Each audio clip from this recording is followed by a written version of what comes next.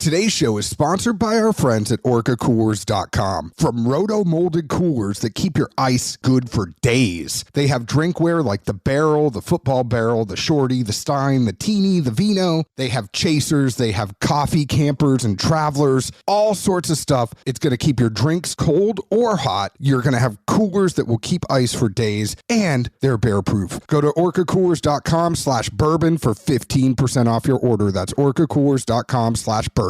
Today's show is also sponsored by our friends at Old Limestone Mixing Water. It is the mixing water of Kentucky bourbon. We are firm believers here at Dad's Drinking Bourbon. Drink however you want to drink. You want ice in it? Put ice in it. You want to put some water in it? Put water in it. And if you're going to put water in it, use water that was filtered through limestone in an aquifer that's 130 feet under the ground. Old Limestone's unique Kentucky limestone aquifer produces a rich, velvety, smooth water with hints of calcium and magnesium, which amplify flavors. Yet with no iron at all, you can make bourbon anywhere you want, but 95% of it is made in Kentucky because the water is special. Use Old Limestone water to mix. Take the taste test. Pour a bourbon neat. Sip it. Now add Old Limestone, swirl it, and sip again. Check out Old Limestone at oldlimestone.com, or they're available at a store near you or online. Bourbon and Beyond this September in Louisville, Kentucky with Bruno Mars, The Killers, Black Keys, Brandy Carlisle, plus Duran Duran, Billy Strings, Black Crows, the Avett Brothers, Blondie, and so many more. Bourbon and Beyond, September 14th through 17th in Louisville, Kentucky. All passes on sale now for as low as $10 down at bourbonandbeyond.com. What's going on, Zeke? You know, spring is upon us. Spring has sprung. I don't know about that, but pollen sure as hell has. I know. My nose is all stuffed up. I've been sick. The past couple of weeks, I've been pretty sick. One day I had the flu. It wasn't corona. It wasn't anything. I mean, it was the flu. Like, I was 3 days down shaking. I had the chills. It was awful. It was right before my birthday. Well, like they always told me, it's better than the clap.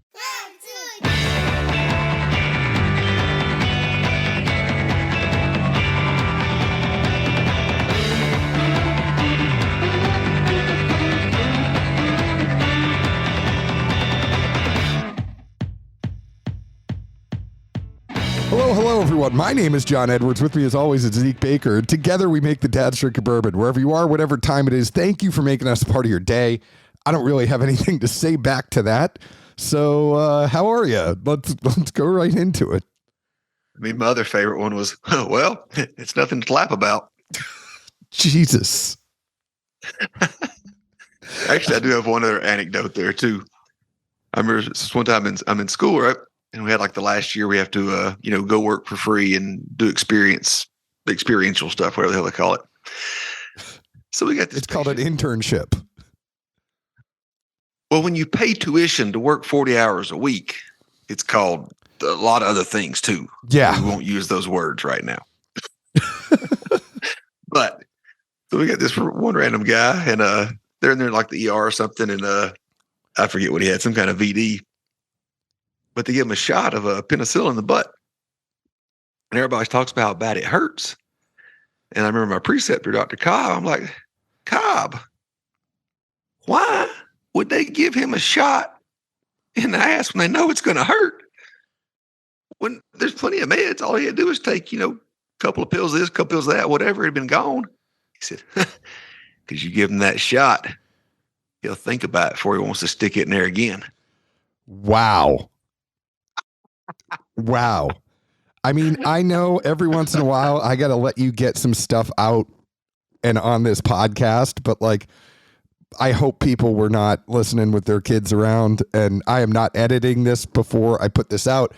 Y'all, sorry. It has been a tough April, and I know we've been saying for 3 months, we got to get back on a regular schedule. I am forcing myself to get back on a regular schedule. It's just, there's a lot going on with work and the day job and all that stuff. So I'm sorry. I apologize. This is coming out tomorrow. This is going to come out Thursday. I'm going to make sure an interview gets out for Friday. We're just busting our butt. We're recording tomorrow. We're recording next week. There's a whole lot of stuff going on, and we apologize. I know that I put something out there recently. I said, what do you guys want to hear on the podcast? What do you want us to do? And they're like, no, just put out the podcast. That's all we want. So a lot of it was keep doing what we were doing. And then some people were like, yeah, we're still waiting for April's episode. So 20 days in, here is April's first episode. And I know Zeke, the eyes Zeke just gave me. So we missed y'all. We're back. We are back and better than ever. I was pretty sick and out of it. So I'm feeling good now. I did an interview tonight. Zeke missed it. Zeke is recording with me tonight, but he missed the interview I did earlier. So we're going to have all interviews come out, get back to our reviews once a week, interviews once a week, and then reviews twice a week if we don't have an interview. So we are drinking Jack 10 and 12 today, and I got to have a call. I got to have a media call with Chris Fletcher. Zeke, you were working during the day, so there were a whole bunch of us. Chris talked about these. He talked about the higher proof that these are at actually too. So, the 12 year is 107 proof, which is kind of crazy. The 10 year is at 97 proof. So these are a little bit higher proof Jack. They are higher in age and higher in proof. The 10 year is a little cheaper than the 12 year. The 10 year is going to be more around $70. That 12 year whiskey is going to be more around $80. So a little bit higher of a Jack, but it's still that 80% corn, 12% rye, 8% malted barley. That is the mash bill for Jack Daniels. That did not change. And these are kind of interesting, just the fact that it is a little bit older of a Jack Daniels, even the private selects that we've done, the Jack Daniels barrel proofs, and those are still really coming in at 5-6 years. So, but they're higher up in the rick house, which is the higher proof. I mean, you don't want to be aging those for 10 years where they are. So this is a 10-year whiskey, a 12-year whiskey. There's two different ones, and it's kind of pretty big that Jack is putting these out. I mean, they had the Coy Hill, they had that special reserve finish. They've had the Rise they've been putting out. I mean, Jack is really starting to kill it with the LTO game, and Chris is showing no sign of stopping and putting out LTOs and special things. So this 10 and 12 is, something he wanted to do. So here we go. What did you think about these, Zeke? Let's start with the 10. They really are. The 10's the lower proof? I thought it was vice versa for some reason. No, the 10 is 97 proof and the 12 is the 107. Oh, okay. I mean, it wasn't on the samples, but I could have swore whatever I'd read media-wise a while back said the opposite. But any rate, for the 10, I thought that it had, pretty fair singe, literally just from the drop, so to speak. Like as soon as it hits the tongue, you get a lot of char, singe, bite kind of aspect to it. I thought it was a little bit harder to find the traditional sweetness, banana, etc., things that people will always, get from Jack and why most folks love it. And I also thought it was kind of unique that singe component, it really stuck to the middle of the palate more than moving toward the back into a sense of a finish. It just kind of glued up or got jammed up or whatever and just hung right in the middle for me. So, I mean, I could see that, and it's definitely not the banana, right? And I think there's fruit on it, but it's definitely not that typical Jack banana stuff. If anything, it's more of a darker fruit and a little bit of oak, right? Like there's a little bit of oak in there, but it's not too much. What? I get a lot of the 10. Yeah, I get more on the 10 than the 12. And yeah, I don't want to jump the shark, so to speak, but we can go through notes and then compare. I mean, we can go back and forth, but like I definitely think maybe a little bit of molasses. Well, no, that's more the 12. the 10 is just a little oakier for me, and you're right. I mean, slight singe, but not too much. Like, I mean, I think it almost drinks, and I think that's where you're getting confused, is it almost drinks hotter than the 12, even though it's, 10 proof less because of the oak and the little bit of the singe there. Yeah. And kind of backing my steps up, I guess I would say, and then thinking about it in the sense of, all right, we rarely get Jack at this age, but from other bourbon whiskeys, etc., there are a fair amount of products that once they've been aged for so long, and the more you cut them with water, that's the first thing that's gone, is always the sweetness and those other, nice components. And you do end up essentially being left, at least from what I feel like more times than not, with oak, tannins, char, etc. So kind of reverse pivoting, I guess you would say, and backing myself up. It does make better sense then, I guess, actually, once I wrap my head around it all. Yeah, I mean, when you lower that proof, right, you're going to get more. Sometimes at that lower proof, you have more come out that you don't want to come out.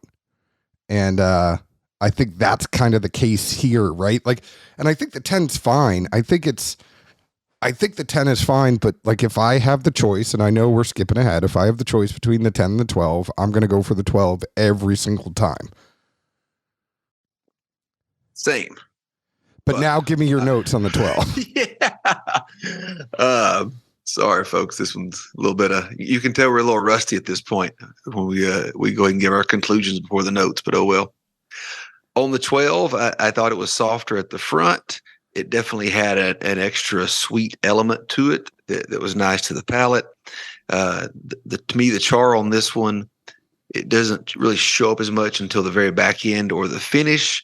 And it does have a little bit of a singe there, but certainly now realizing that I even had the proofs in my head of these reversed, and this was the 107 and the higher proof, that singe is by no means indicative of the proof of the whiskey.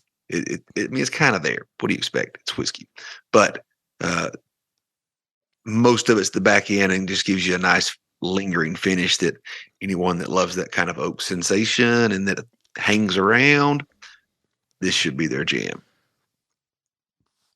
The thing that's crazy for me on the 12, like the nose is just incredible. Like, and it is just so big. Like, there is a lot of flavor on the nose and the taste. And I almost feel like that 10 is a little muted, in the sense because of that lower proof where the oak just kind of takes over it. And I feel like there is just so much fruit and like all the stuff with this 12. Like, the nose, I can't get over it. And I said it on the call. Like, I just said it over and over. Like, the nose is not like any other Jack nose I've ever had. Like, it is refined, but it is thick. It is fruity. It is a little bit of oak, but not too much. Like, a little bit of molasses. Like, it just, like, this just feels different to me. And I'm like, this is so much Jack, but it's not at all. If that makes sense to you. Like, it is just like so sweet. There's so much sweet cinnamon, cherries, like just a sugar aspect to it. Like, that is not what I typically get on Jack. I mean, the best thing that made sense to me was you admitting you said something over and over, but that's neither here nor there. True story. Yes, sorry. I said something over and over. No shit, right? I got to get my jabs in. It's been a while. But no, like, even what I guess perplexes me more now is simply you got to think they proofed both of these, right? Yeah. Because 107 and 97 are not Jack proofs, so to speak. So, I mean, what was the 10-year like 107 then? I mean, you just kind of want to know, right? Like, how come y'all kept kicking it down? Like, what was going on here? Were you just trying to literally have two opposite profiles? Was that part of the marketing, thought process here? Or is that the best expression of it? Like I'm intrigued now, even more so. But I feel like the 10-year was like just held back, right? Like I feel like there's such a concentration and intensity in this 12. And I'm like, I wonder what, and a lot of the best jacks have been that higher proof, right? Like, and even if it's, it doesn't have to be 134.8, but a little bit of a higher proof jack has always allowed so much more flavor to come out. I mean, think about like Coy Hill and think about the other stuff. Like, well, to a point. I mean, I think I tried 3 of the Coy Hills and I enjoyed them, but I wouldn't put them above, quite a few of my favorite JDBP picks. And a lot of folks seem to have the same sentiment. And I guess in that regard, I would almost look at it, had a similar discussion with some friends the other night about, Blanton straight from the barrel, especially this day and age, bourbon craze, people, etc. Who knows what they really enjoy, but they all seem to love proof, right? To me, Blanton straight from the barrel, 130 or higher is hot garbage, literally. But 125, that ballpark, woohoo, that's good whiskey. I know we had a long talk about that when we did our tasting. I think we talked about that for like 30 minutes at our charity tasting. It's true. And it's one of the few times that I think at least the folks that are, have been drinking for long enough to experience different things actually all agree on pretty well is like, yeah, Blanton's proof is not the way to go. And kind of the same thing here. And also I think a funny other anecdote, at least from the Brown-Forman side of things with people, is they won't say why they were aging the whiskey this long. Because normally the company line's like 5 years, 6 years, that's it. We pump it out. But the reason they decided to bottle it all of a sudden was the ricks needed repair and they had to unload all the weight to be able to repair the ricks. Well, how long were y'all going to let that stuff sitting there, man? What were you doing? Like, hold on. What do you think about this? So I asked Chris about this. And the funny thing is, because we kind of know Brown-Forman's got the brand teams and all that other stuff. And they're kind of like, telling them to do stuff. And I said, Chris, like, are you getting told what to do, or like, how are they giving you the leash? Right. And Chris was just like, I'm kind of not telling anyone I'm doing stuff. And then I'm doing stuff.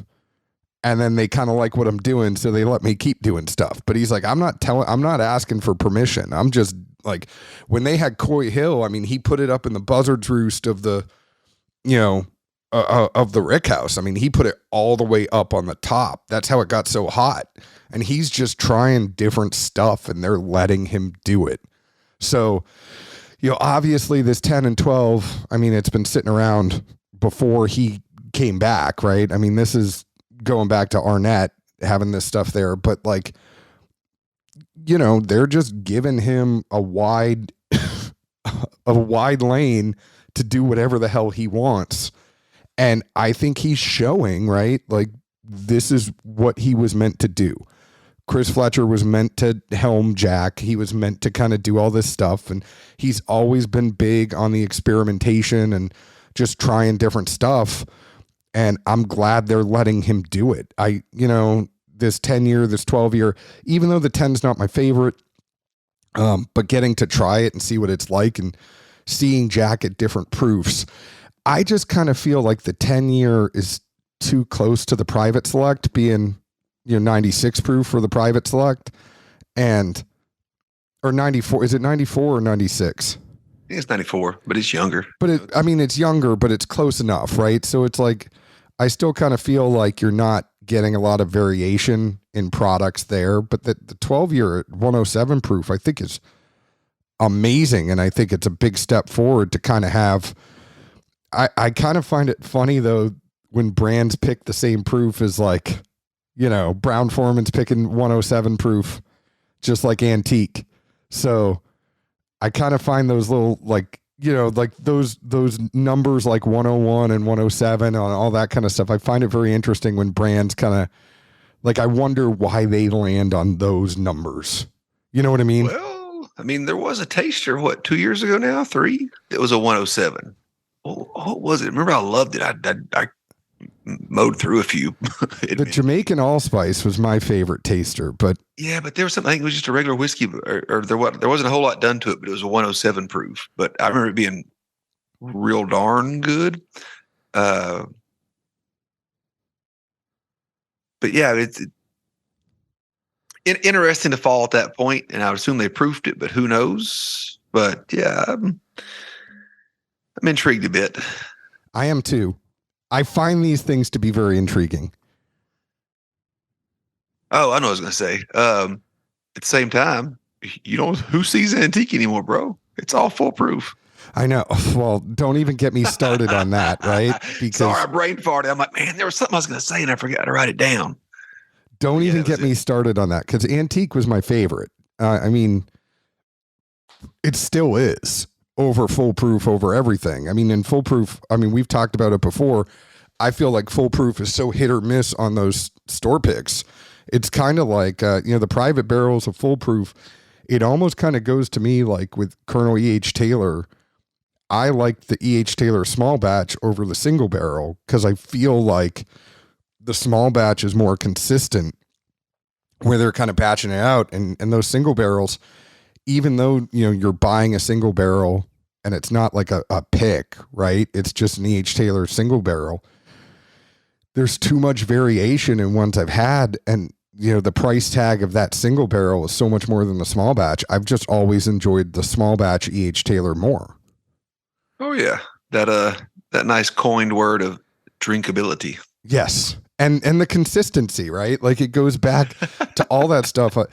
There was a brand, or not a brand. There was a person that reached out and wanted me to go to Maker's Mark for them. And basically, can you use your influence with Dad's Drinking Bourbon to get Maker's Mark to do cast strength single barrels that aren't like the Private Select program? And I was like, okay, I was like, do you want to know what one's going to taste like? And they're like, what? I'm like, go to the store, get cast strength Maker's Mark, open the bottle, drink it. Every single barrel is going to taste like that. I was like, the whole point of Maker's Mark is to make Maker's Mark and make every barrel of Maker's Mark taste like Maker's Mark. Like they rotate and they do everything. Everything is about consistency at Maker's Mark. And that's kind of like, I think the interesting thing here to kind of tie it all back together, right? That's the interesting thing for me with Jack is because the whole point of Jack is to make Jack, right? And we kind of just think like, okay, number one whiskey brand in the world. It's being made in Lynchburg. The whole town basically works in order to make Jack Daniels and make the best Jack Daniels and make it consistent and get it all out in the world. And to find out, like, so there's 18,000 bottles of this 12, right? Who knew that they had 18,000 bottles of 12-year whiskey that was, like, who knew? You and I have been there on picks, and they've told us to our face, we don't usually keep much past 6. Turn it and keep the product going out the door. And then you get this line about, well, we happen to have some in a couple of ricks, and our structural engineers happened to realize the ricks needed some repairs or it wasn't going to be good. So we had to pull these barrels and dump them. Well, what in the Sam hell were you going to do with them, and why were they there? Like, it's just like they're full of surprises, and that they're not going to, as much as you think that you're in the know, and that's what I love about these brands. As much as we think we're in the know, as much as we're talking to people and they're telling us what's going on, they always got something up their sleeve. I do think, though, almost that maybe they were doing this. They knew they were going to be 10 and 12. They went through, they proofed the 12. They got it where they really liked it. Well, then they realized they had to make the 10 be a different profile, or what was the point in doing both releases, right? But they did the 10 first, so this is the second release of the 10, and it was 97 proof last year, too. Oh, maybe that's why then. Okay. Either way, it's quirky to me. I'll leave it at that. So, I mean, is the 14 year going to be 117 proof? I mean, we all know the longer Jack sits, the hotter it gets. Yep. And I mean, think about how much they had to proof it down anyway, right? So they're already probably proofing it from 130 to 107 and 97. So you're taking a whole lot off of that. And that probably shows in the 10 year, right? When you're taking that much off of it. And that's probably why it's a little held back, a little muted. But I mean, I think these are great. I love that Jack is doing them. I would probably leave the 10 on the shelf and go for the 12. I'm in the same boat. However, I must admit that I've had these samples from John for a minute since we haven't recorded in 20 some odd days. I've tasted more than a few friends that have passed through the house on both of them. It's been about 50-50. No Interesting. lie. Yep. So I would say take our opinions with a grain of salt, as always. Take it with a grain of salt and try them both, right? And if you have the ability to try them, try them. I just think the intensity, the richness, the flavor, the berries, the everything in the 12 is just more amplified for me, and I think it's at higher proof. They're both good products. You're not going to regret buying them. And I don't know if it's necessarily because of the proof. I just think that it's a sweeter spot. Like we said, these things had to be 130 coming out. Who knows what 120 would have been, 115, 101. You know, like who knows what other flavors were in there as you move down that, ladder, so to speak. But at least for once, John and I agreed on something that for us, the 12 is the preferred of the two, I would say. And I kind of have a feeling, though, that Jack is still going to play around with some stuff, and we're not done figuring out all these different things that they're going to try. So who knows? Maybe we will try it at 115 or 120, or you never know what Chris has up his sleeve. I mean, there's probably at this point a Rick House that they forgot about. They're going to find it on the back end of the mineral spring that runs through the property. Oh, we didn't know anybody built anything back there. We thought it was a bad cave. Jack Daniel's Orphan Barrel.